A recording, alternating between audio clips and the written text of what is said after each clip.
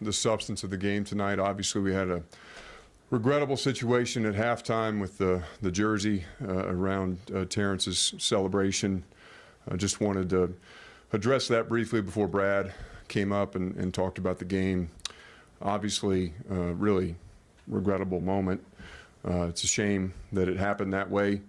Of course, I didn't hang the jersey, but I'm ultimately responsible for everything that happens in this building, and ultimately that means that was on me tonight. We need to make sure that we understand that in life mistakes happen, but there are also certain moments where mistakes can't happen. And tonight we stole that moment from Terrence, and that's on us, and something that we have apologized to him for, apologized to his mom. I want to make sure that we apologize to our fans and everybody who was excited to be a part of this experience tonight. Tonight was months in the planning. There was an incredible amount of great work done by our staff, by people in Terrence's camp.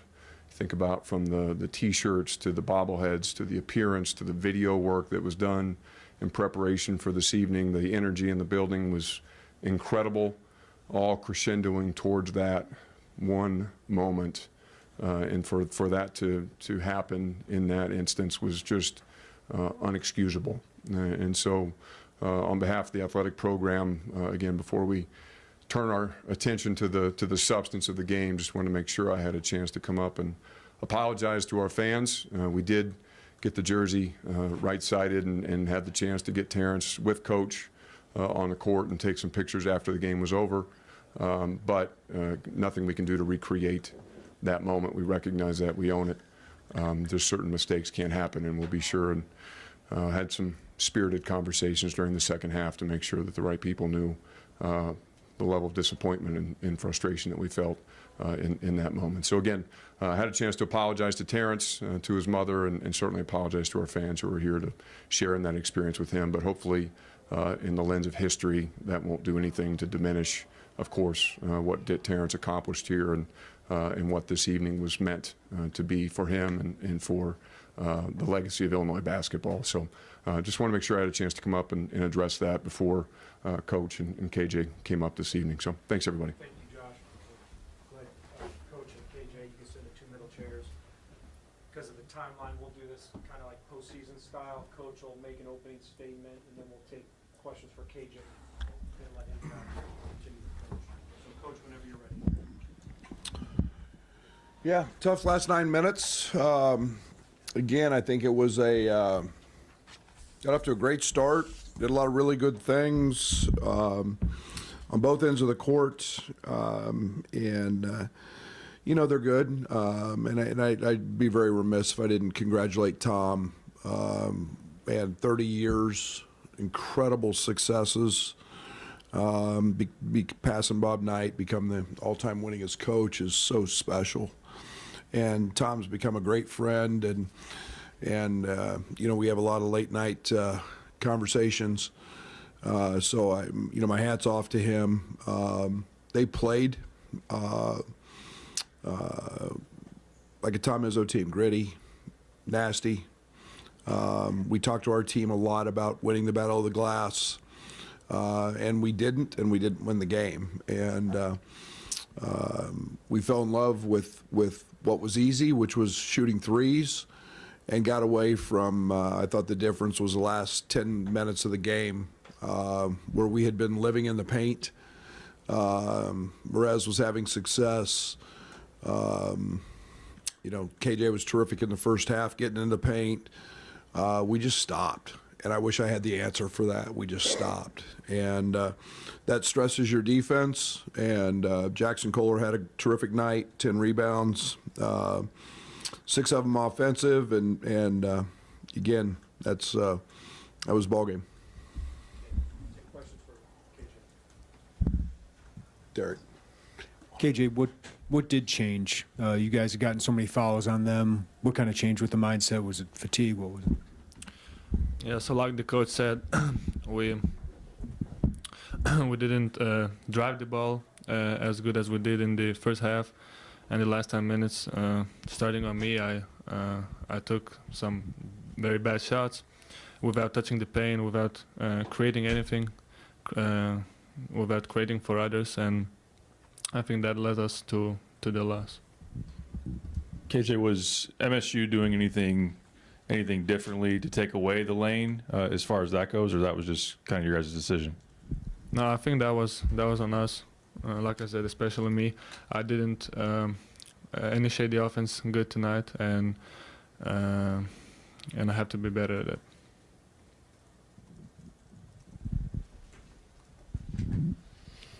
I guess when you get in maybe a stretch like that, how difficult is it to break out of it, where maybe it just kind of snowballs on itself a little bit?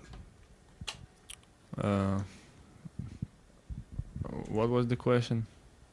Like, I guess how tough is it to kind of break out of maybe a rut like that when things are not going well? yeah, so I think it's just like mentally we have to come back and just like today we should drive after a few bad shot selection. We should start driving the ball more and try to find the next action and not settling for the shot again and again. You guys obviously huddle a lot on the floor. Who kind of do you look to be that voice to maybe get back on the right shot selection? Like I said, I didn't do a good job because I didn't shoot good shots, and I didn't accent to the team that way. Like on the timeouts, we were accepting that they were in bonus. The last maybe 10 minutes they were in double bonus, so we had to drive, but we didn't. I guess with rebounding, what led to Michigan State, having the edge there? Was it something they did, something you guys did? Yeah, I think we didn't like, especially guards didn't. We didn't help the big guys to get the defensive rebounds. We needed to box out better and be harder. KJ, you guys had a 16-point lead there in the first half. What do you think led to that, and then what changed to where it was only a 4-point game at halftime?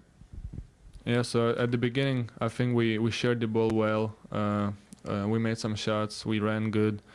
We started on the defensive end pretty well. And then, like I said, we stopped driving the ball, stopped penetrating their defense. And then it just led to bad shot selection. They got a few offensive rebounds in a row. And that's what led to tie game in the half. Okay, we'll let KJ go. Thank you, KJ. Thank you. Questions for Coach? Raise your hand, we'll get Mike Steve. Doug, you start. Coach, Tom, you went 11 deep. You essentially only played 7 guys. Dre just 3 minutes. Was that a factor? And is there anything you can share with the status of Trey White and why he's not seeing any playing time? No. That's what they do. That's what they do. They've got a bunch of guys that play. They're deep. They've got one guy in double figures, and they go deep. And, yeah, so. Brad, who you looking to change when you feel like you're settling for too much easy as far as the threes? Like, what do you want to see differently, or who is that onus on, do you think? Yeah, Ultimately, it's me. I mean, we've got to get back to we're running the same plays, a lot of the same actions. And, when it gets harder, we've still got to make sure we're finding that balance. I thought we had some good looks. I thought Ben got one. I thought Will had a couple in the paint. Merez had some success. Tommy has a Cohen Carr in a post up right at the front of the rim and missed it. Those are the difference between cutting into a lead or taking the lead, and yet I just thought that KJ had a good look in the corner. Tommy had a good look in the corner. Ben had one or two right there in a row. And again, those are shots we shoot, and they're shots that we make. But the succession of those was probably the thing that bothered me, and it's where we got to help this young group grow. Is maybe we've got to understand that we got to get the ball downhill, and Bam goes out in that stretch, and he's very effective doing that with the cut above his eye. But no excuses. I've got to continue to hammer this group about finding the paint. Brad, was there any similarities to the UCLA late in the game? And you said it's on you. Like, do you have to call timeout? Like, what do you have to try and do different in the future? Yeah, I mean, it's and I always like to hold my timeouts till late if the game's close. So I don't think it's that. I think it's you're up 16 or 18 against UCLA. I mean, different than being behind. I think it's more in the UCLA game. I thought we got a little bit. Trying not to lose instead of staying aggressive. Tonight, I just thought it was just not being tough enough to get the ball where we needed to get it and then finish. And we got it there a couple times, and they made some plays. But we've got to learn to head ram better, get to the foul line better. And when we do that, we're a really, really good basketball team, and that's something we've got to start, consciously doing. I probably played, KJ too many minutes. It's I got to get Draven going back again, and that's ultimately on me and Trey going again, and we'll get those guys going. But again, it's that's my job to do a better job of getting those guys in. I know offensive rebounds are a big thing for you. Are you more frustrated about maybe not getting as many as you'd hoped, or them turning their offensive rebounds into those second chance points? Oh, I'm furious with them. What they do is, they run a little action called floppy, and there's a lot of ability to drive the ball to the paint, and the game is decided at the front of the rim. And in the first game, they made a lot of layups, or got the ball there.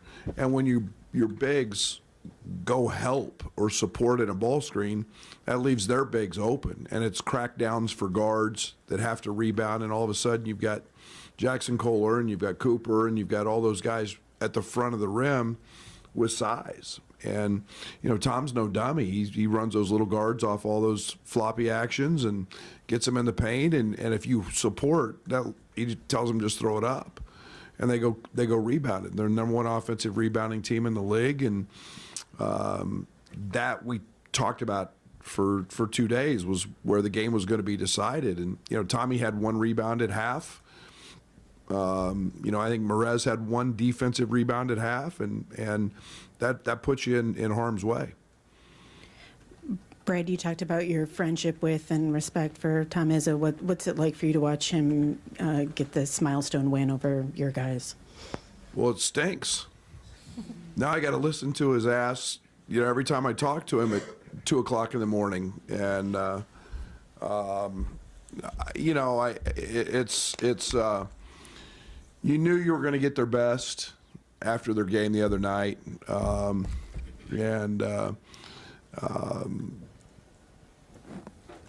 when people do it the right way, and they care about people, that's genuine and it's honest and it's for the well-being of that person. Tom and I come from a generation where that's why we got into this business.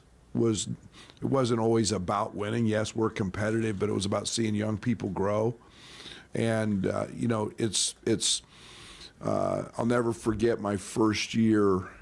We played senior night there, and I saw Tum Tum Nairn kiss the floor, and I said, that's the program I want, and because that goes beyond a game.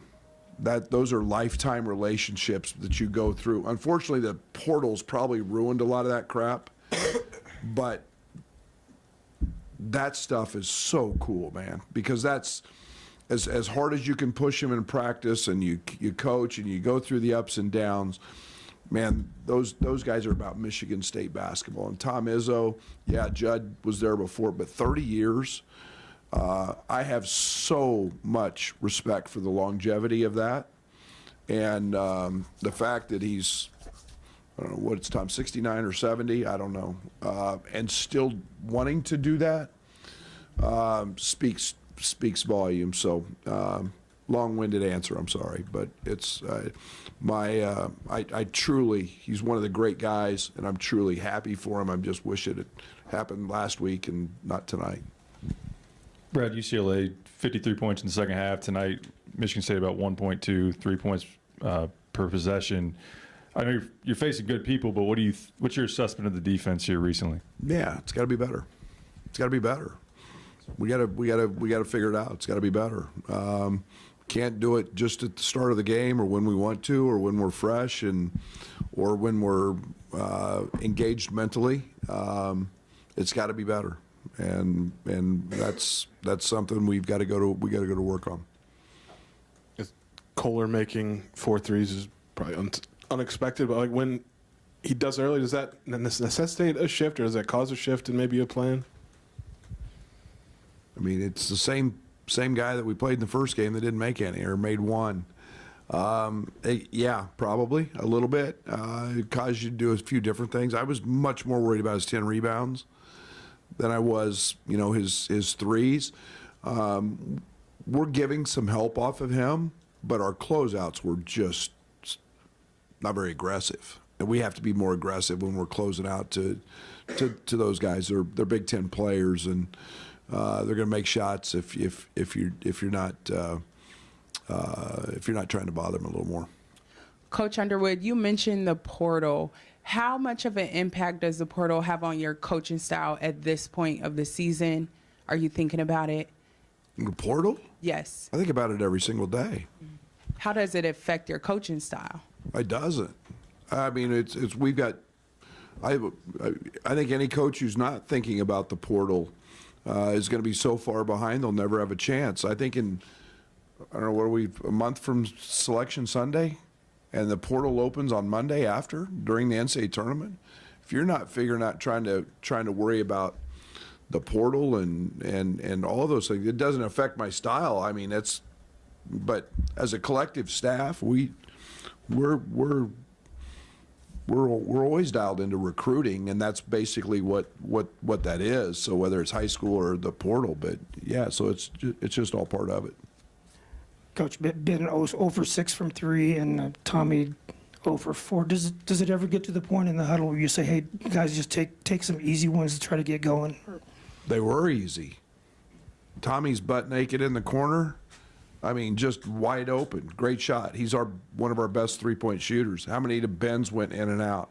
If Ben doesn't shoot those, I won't play him. It's just a night where, again, you make 4 out of 10, and you're a great shooter. And tonight they just didn't go in. He might make the next 10. Does it hurt us? Absolutely, it hurts us.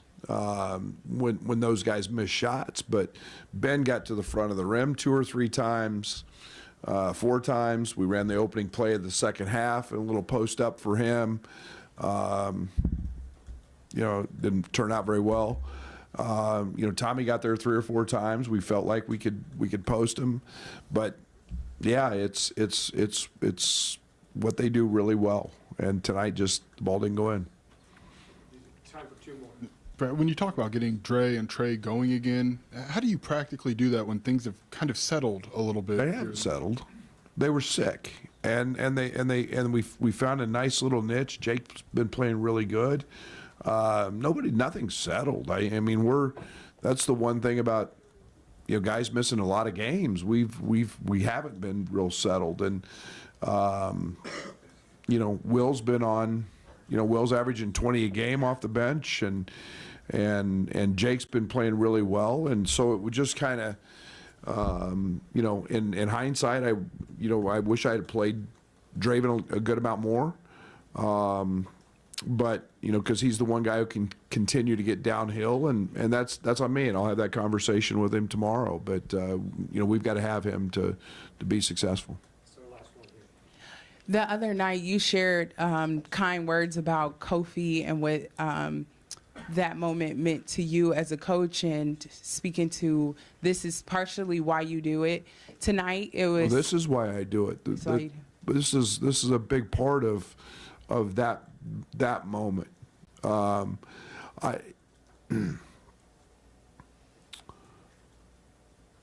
I get emotional here.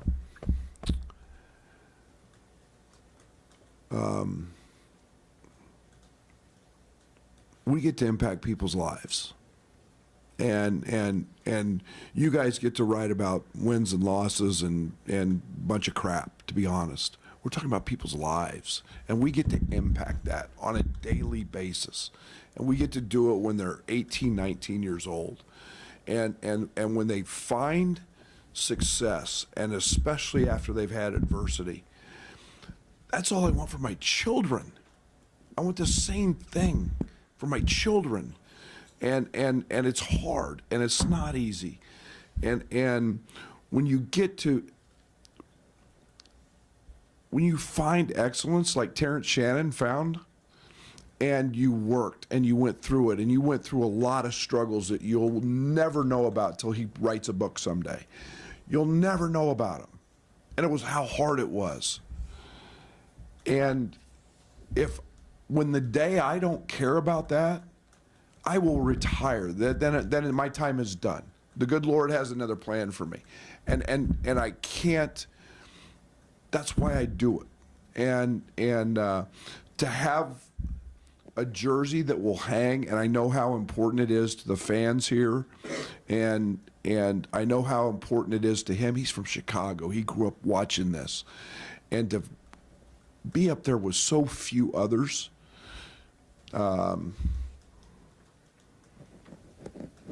There's not enough adjectives. There's not enough words. There's not how proud I am, and it's been an incredible week seeing two of the two guys who deserve to have that, and I'm honored to be a small part of their journey, and till the next one.